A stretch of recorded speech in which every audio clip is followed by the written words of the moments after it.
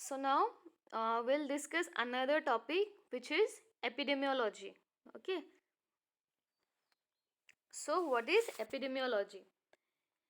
It is the basic science of preventive and social medicine. Okay, it is the study of, I'll read out first and then I'll explain. Okay, it is the study of distribution and determinants of health related state or events in specified population, and the application of this study to the control of health problem is called epidemiology.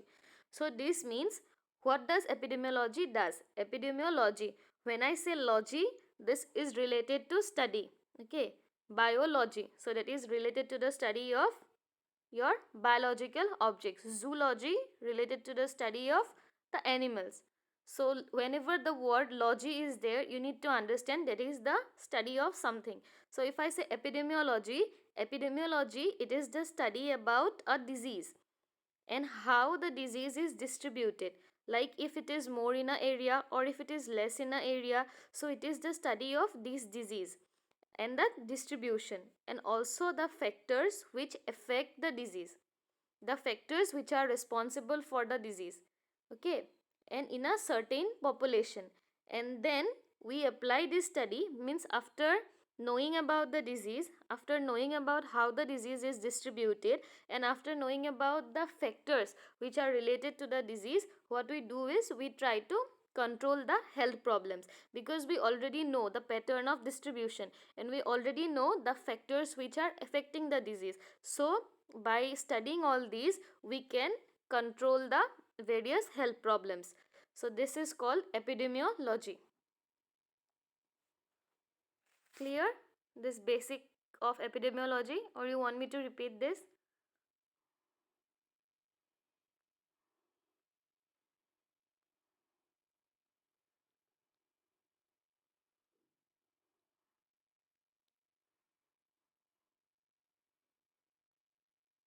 You want me to repeat this, or is it clear?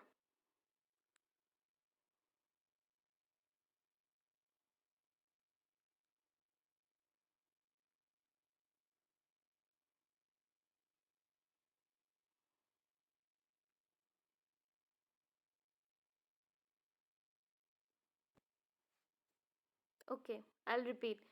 So epidemiology, logy means any kind of study. Okay, at first you need to know that logy means study. So epidemiology, it is also a kind of study. So what study? So it studies about a disease. Epidemiology, it is the study of a disease distribution, means how the disease is distributed in the different areas, which means how many of the people are affected in a particular society or a particular community. So epidemiology studies about this thing, which means how many people or how many individuals are affected in a certain area. And also this studies about the various factors which are related to the disease, means the factors affecting the disease. For example, malaria. So this epidemiology of malaria, now this will study about what malaria is, then how many people in the society are affected by malaria, and what are the factors which are responsible for malaria. So the various factors can be this mosquito. So now how the mosquitoes breed in unhygienic water, in the water clogging, in the drains. So it has studied about this, means how many people are affected by malaria, and then what can be the reasons of malaria in that particular region. So after studying this, what they try to do is they try to control the disease in that area. So controlling means if we spray these various kind of insecticides, or if we maintain a hygienic environment, if we use mosquito net while sleeping, so these things can be used to control malaria. So all these things means studying about how the disease is distributed and the factors which are affecting the growth of the disease, and then taking this into consideration how we can control the disease. All these falls under your epidemiology. Clear?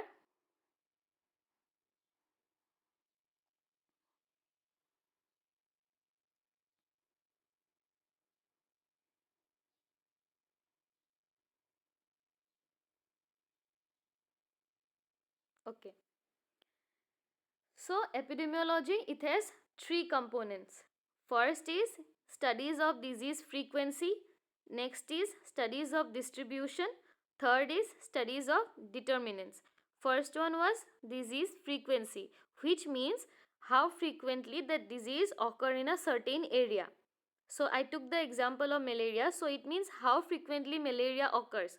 So how frequent, if we take up a particular area, so we need to study how frequently that society is affected by malaria. Next was studies of distribution, which means in what way or in what pattern is the malaria distributed. Like, is it only the child are affected or only the children are affected? Is it like only the older adults are affected, or is it the entire population is affected? So this is about your distribution. Last is studies of the determinants, which means the various factors. So we need to know what factors are causing the disease. So if we take up the example of malaria, we will study whether this water clogging is the responsible for malaria, or whether the unhygienic water is responsible, or whether the lack of using of mosquito nets is responsible for malaria. So we will study about the various factors. So these are the three important components, that is disease frequency, disease distribution, and determinants of the disease. Clear?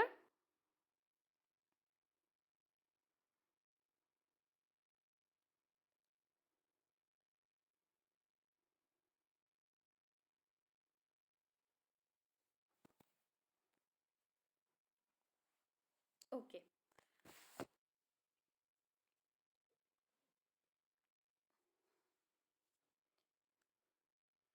Now there are certain aims of epidemiology. So if we are doing a study, there has to be certain aims of that study. So this is the same thing you will get to know if I explain it to you. So first I'll read it out. To describe the distribution and magnitude of health and disease problem in human population. So which means epidemiology, this aims at this by distribution. You came to know what did I mean by distribution. Means how is the disease spreaded, or how is the disease what kind of people the disease is affecting, what area is the disease affecting. So this is the distribution. And next is magnitude of health and disease problem. Magnitude means the amount, so how much the disease is affecting a person. Whether if I'll give you the same example, whether malaria is causing only mild fever in people, or is it leading to death. Okay, sometimes malaria lead to death.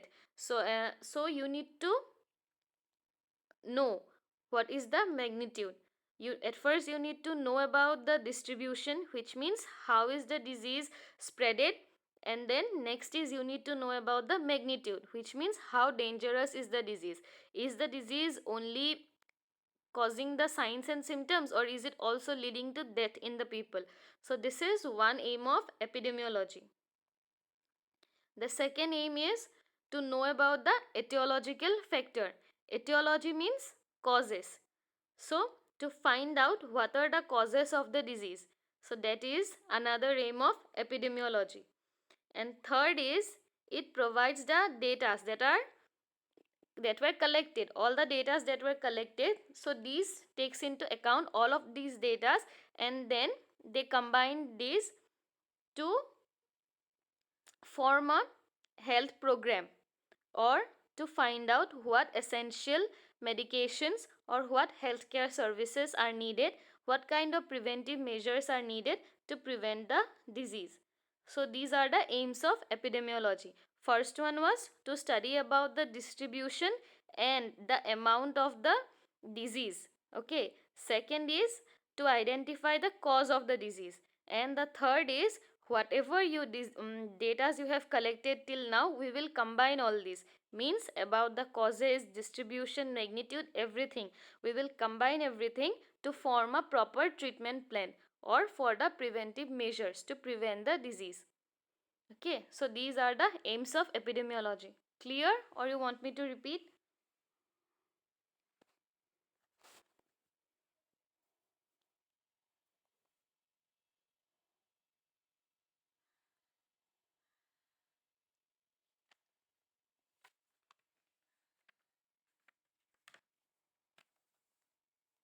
Okay. So these were the aims of epidemiology. Now again, there are two another aim which have been considered as the ultimate aim of epidemiology. Ultimate means the final aim or the final goal of epidemiology.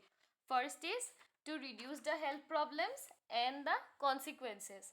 For example, as I said, diabetes mellitus, this could lead to blindness, this could lead to your kidney failure. So these are the complications or the consequences of diabetes mellitus. So the epidemiology, what it aims at, to reduce the disease and also the complications of the disease. And the second aim, second ultimate aim, is to promote the health and well-being of the society as a whole. Means if you bring down the disease rate, then of course the health will be promoted in that society. So these two are the ultimate aims, to reduce the disease and the complications of that disease, and number two is to promote health in the society as a whole. Clear?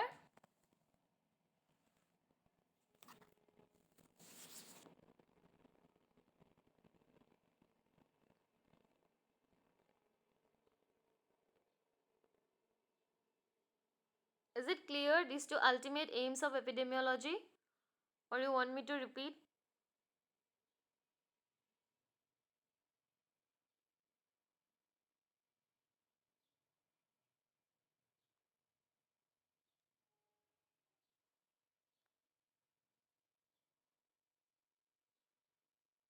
Okay.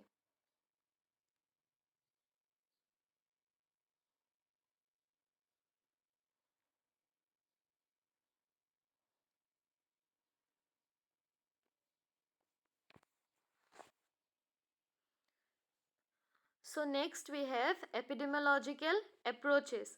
So by epidemiological approach, it means if you are conducting a study, so how will you approach the society?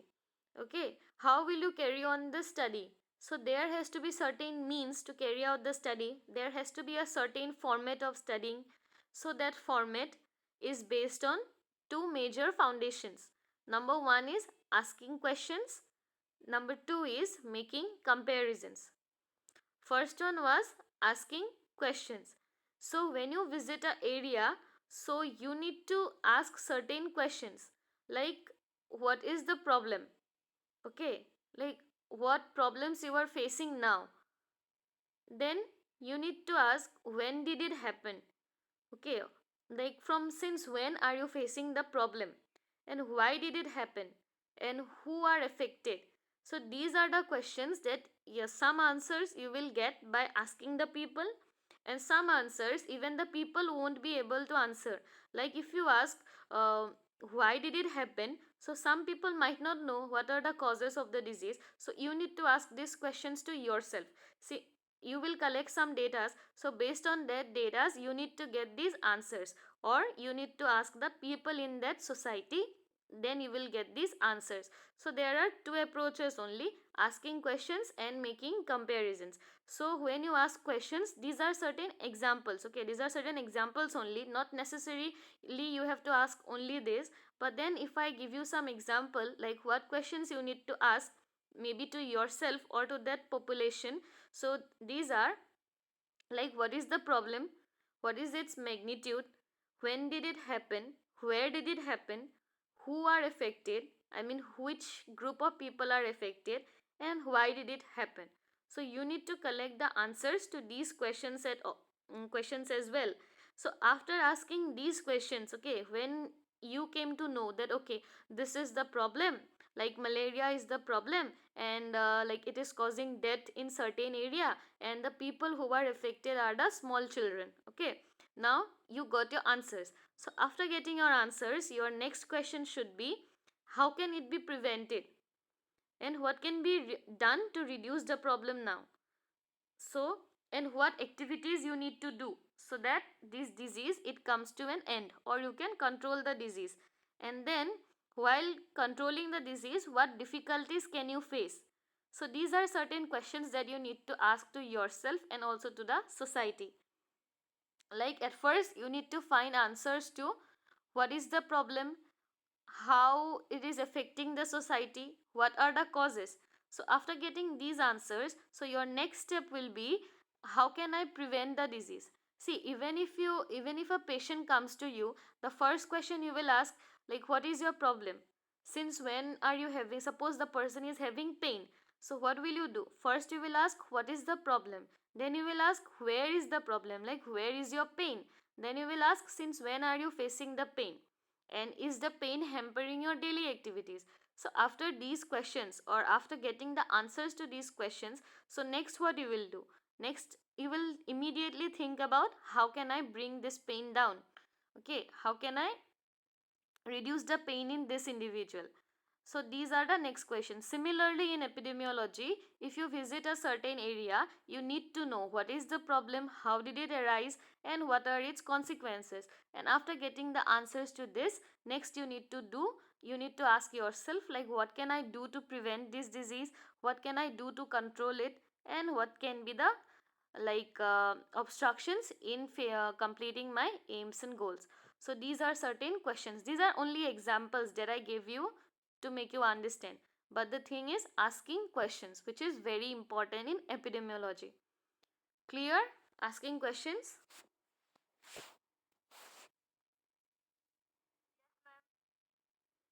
Okay, I think this will get disconnected. I had only a small portion to finish, so can you, I'll end this meeting, can you all join again?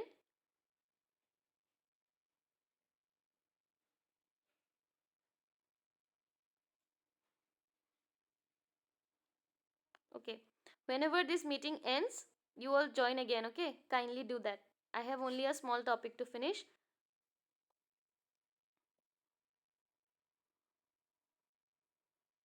Okay, so let's continue. Whenever this ends, you join again. So what did I say? The two major foundations. One was asking questions. Next was making comparisons. So when you make comparison, what you do is, if you visit a certain area, you will make comparison between the two groups. If you divide the population in two groups, one population will be the sick population, the other population will be the healthy population. So you need to make comparison between these two. Means the healthy person and the sick person. You make a group of these two people, these two groups of these two characteristics, and then you make comparison between these two. And when you make comparisons, you will find out what are the differences. Okay, what are the differences? The agent is the same. So what differences you will find out? The difference in the host and the difference in the environmental factor. Suppose a particular group is affected and the other group is not affected. Now when you are making comparison, you will find out the group which is not affected, what are their environmental condition, in which environmental condition they are residing. And the group which is affected, you need to find out what is their environmental condition, where is their residential area. So if you go to a certain area and you find out one area is the slum area and the other area is a bit developed area. So if you think about another disease which is anemia, which is most common, now if you make two groups, you will find out most of the people residing in the slum area will have anemia. Now why? If you make comparisons, you will see, because of their diet. Okay, because the group, the developed people, they are having their nutrition well, and the people who are residing in the slum areas, they are not getting their nutrition properly. So the people in that area will have anemia. Now why? Because of the nutrition. So by this way, when you compare two groups of people, the healthy and the sick, then you can come to the conclusion, like why this group is affected and why the other group is not affected. Similarly, again, if I say about malaria, so if you visit a society, you find out certain people are affected by malaria, the other group is not. And when you compare, sometimes you can find out the group of people who are using mosquito nets are not affected, and the people who are not using mosquito nets are affected. So now what can be done? We can advise the people to use mosquito nets while they sleep. So when you make comparisons, only then you get to know what is the problem, why the other group is lacking behind, and then you can provide the proper suggestions to them. Clear this making comparisons?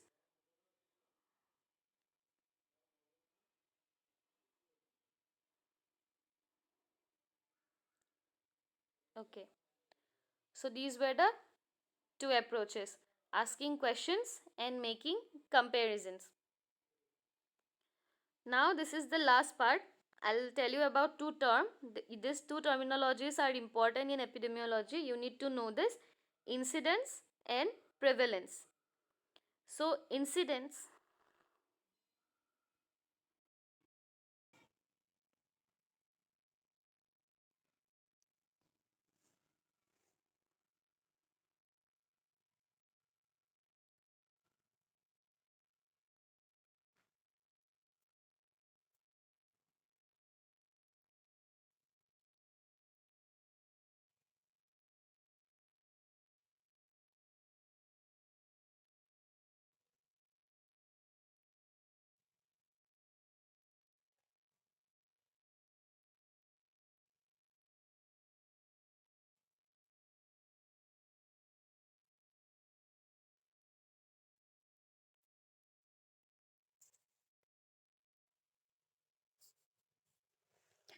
okay, I hope everyone joined. So, I was talking about incidence and prevalence. You need to know these two terminologies. These are important in epidemiology. Okay. First one was incidence. Incidence means number of new cases, and prevalence means number of old and new cases. Okay. So, if I say in a society there are 1,000 people in a society, means you are taking 1,000 people into consideration when you are doing your study. So if you take up these 1,000 people, so if there were already 100 people who were affected by a particular disease, for example anemia, so if these 100 people were affected by anemia, and after that you find out that there are 10 new cases, so incidence is, when I say these 10 new cases, so these 10 new cases, they form up your incidence. There are 10 new cases, so that is your incidence. And when I say the number of old and new existing cases, which means the number of cases that were from before plus your new cases, means the people, as I said, those 100 people that were having anemia, and then these new people who are having your anemia cases, means the new cases. So these two combined is the prevalence. And how will you find out prevalence? Prevalence is equal to incidence into duration. That is your prevalence. Okay, means if you summarize this into a mathematical formula, then prevalence equal to incidence into duration. Okay, suppose there are 10 new cases, consider that 10 new cases, and since when are the old, suppose there are some old cases as well, so since when are the old cases? The old cases were since suppose 5 years. Okay, so the duration is 5 years, incidence is 10, so prevalence will be 10 into 5, which is 50. Clear? If I say in simple terms, incidence is the number of new cases that are happening, and prevalence means the number of old and new existing cases that are present now. Clear?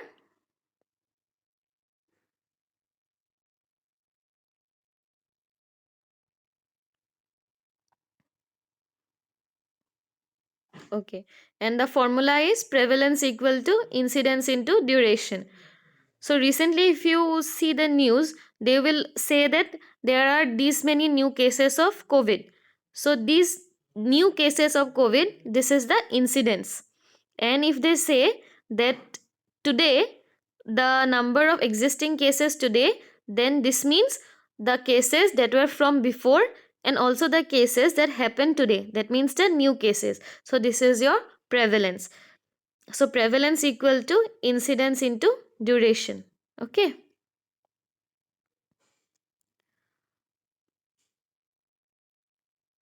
I'll give you the notes.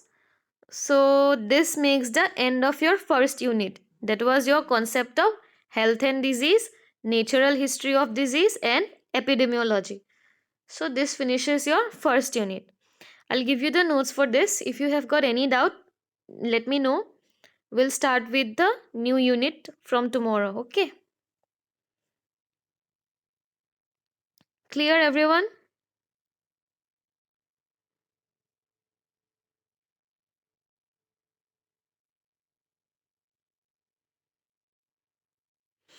Okay.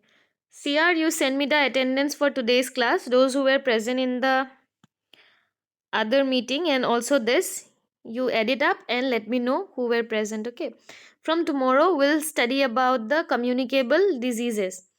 So, before studying about communicable diseases, I'll tell you something. I want you to find out the differences between smallpox and chickenpox. Okay.